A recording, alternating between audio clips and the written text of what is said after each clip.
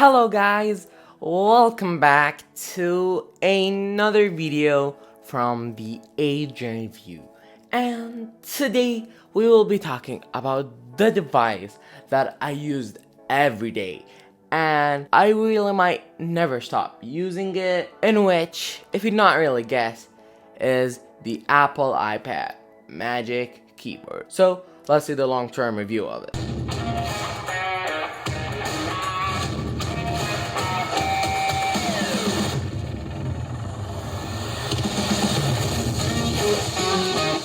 It has been well over a year since Apple announced this keyboard, but still there aren't really any other competitors for it. But there is the Logitech Folio Touch keyboard, which first we only got like the other version, which was only for like the iPad Air 3 and the iPad 7, but we did get an updated one for the iPad Air 4 and the iPad Pros. And we also got the normal Apple Folio keyboard. But the design of the Magic Keyboard has never been beaten until now. That floating design is really amazing. The floating design really screams Apple fanboy when you're outside and you see the Magic Keyboard. You know that that is an Apple device. And it looks the best when it's on the side, smooth shot like with your iPad. With also the squared off design, it looks amazing to look at, especially from the side. But really, the Magic Keyboard is really an Apple master plan to get more people to get iPads and get more money. It's really like almost like free advertising from them. If you see the Apple Magic Keyboard outside, when you see it outside, you do see, ooh, that's a floating design, which really makes you entice you to go and buy it. And I did say, the floating design is really fab and it has two hinges with the Magic Keyboard, which surprisingly they really hold up. But I did feel it less sturdier after a bit of long time of use. Like I've been using my Magic Keyboard for around 9 months or even less, but I do feel it a bit more easier to move than when I first got it.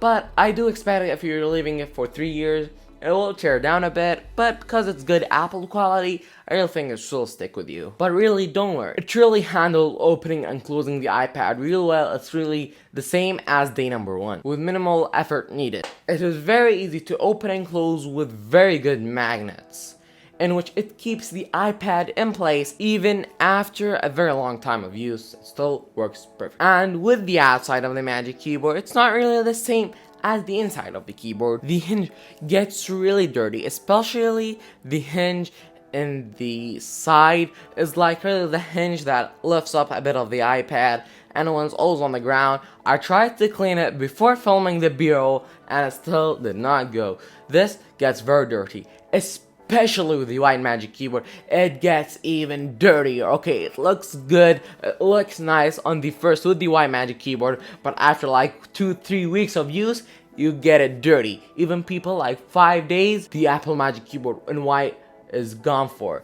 You know, the white has like the fabric of the Magic Keyboard can really smudge, but with the white Magic Keyboard it will smudge and will look worse. And also with the Magic Keyboard, the USB Type-C charging port where you can charge the iPad, it looks like it has received an upgrade. Before, you were able to charge the iPad with a USB-C to a USB-A port, but now you're only able just to charge it with a USB Type-C to a USB Type-C cable.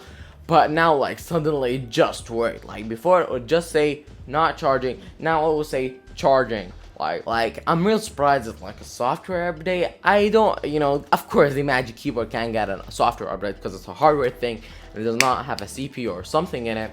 But I think it might be just with the iPad, maybe a software update where it will receive charge from that type of port or that type of accessory, something like that. But it did get an upgrade, which is very nice with that USB Type-C port, as I can charge my iPad from both sides and I could just like import footage and still have my iPad charging. But now let's talk about the keyboard. It is a great keyboard and it has these scissor switch mechanisms, which are very tactile and good. They sound great. It is really easy to get used to them. And I use the 11-inch size, which is a bit cramped, But people always say it is cramped, it's cramped. Well, it's not really. You really just get used to it. And of course, with the 12.9 inch, you do get a much better and bigger keyboard, but it won't really make a difference. It's a very good keyboard that you can adapt to in like 1 or 2 days. But if you are using it with the 11-inch size for 1 or 2 hours or even more, your hands might start hurting a bit, but just like 5-10 minute break, I'll be perfect again. But I do know that the bigger size does fix it a little bit, but still not really. Like if you're on any keyboard, if you're typing like for 3-4 hours, you're surely gonna get your hands hurt on any keyboard. But speaking about the keyboard now, I'll let you listen to a sound test of the keyboard at full volume. And also, this is the first Apple keyboard for an iPad that we ever got, even like a keyboard for the iMac, because the normal Magic Keyboard for the iMacs and Desktop Mac still does not have backlighting, but this is really the first one which has, as I said, backlighting, which is very great and very useful, and I saw myself really using it in many situations. And the auto backlight feature is amazing, it's very responsive and it's very intuitive. And if I'm outside, if I'm in a darker place, the auto brightness will just kick up for the right percentage where I can see the keyboard, and if I'm in a bright place, it will remove it to just save battery. And also, this is the first one with a trackpad, and I might add, a very good trackpad. Yes, it is a small trackpad, but it's still great with navigating the OS. It also has great palm rejection and scrolling is very intuitive. But I did have some problems with the cursor.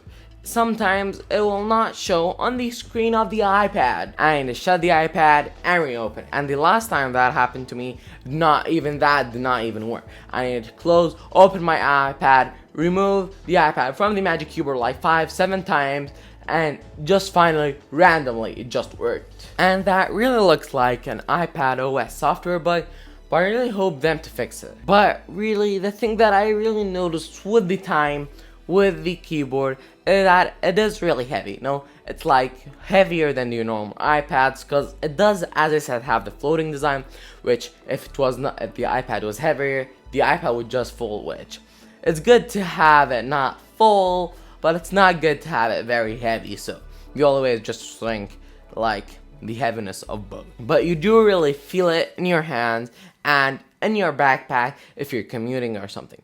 But really, it is, all in all, it's a great device and a great accessory for the iPad. I'll hold it for you with many years, and it will be a very smart purchase. But one thing, before you purchase it, look if you are comfortable with an 11-inch iPad or a 12.9-inch iPad. Because if you get the 11-inch, then you want to go to the 12.9-inch, well, you need to go buy a new Magic Keyboard, which is not really good. And same thing if you're moving from the 12.9-inch to the 11-inch. So be careful with your choices of that. And don't really have any other campaigns except that it does not have function keys, so I really wish that in second generation of this Magic Keyboard, they can give us function keys with the iPad. But guys, thank you guys for watching, and don't forget to like, subscribe, and share this video with a friend. And remember, if we get 150 subscribers, we're gonna do an AirPods Pro giveaway. Okay guys, and now, Adrian Review out. Adrian Review Podcast.